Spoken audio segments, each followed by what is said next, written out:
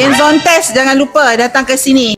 Akak abang, siapa? Saya Aisyah. Aisyah. Fizi. Abang boleh ceritakan bang, abang daripada mana? Kami dari Puchong. Tapi hari ni kita orang panjang perjalanan. Dari Puchong ke Seremban, ke Melaka. Daripada Melaka terus ke sini.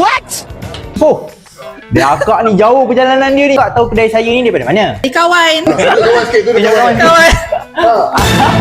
Nak tanya akak lah, helmet macam mana? Wadi. Wadi. Dengan harga yang berpatutan. Nice. Akak ambil nama apa ni? She Time XL. 3 negara. 3 negara. Baik, siap spoiler tau. Visor semua cukup lengkap. Belanja spoiler belakang. Betul lah, pening ke tak pening? Ya Allah, peningnya.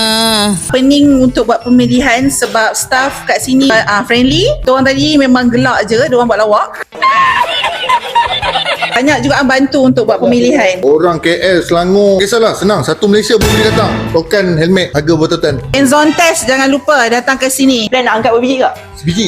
Ada promosi semalam ni. So korang yang mana nak cari helmet, korang boleh je terus walk in ke showroom kita kat Tokai Helmet KL, Jalan Genting Kelang Setapak, Kuala Lumpur. Pakai terus terus handsome. handsome.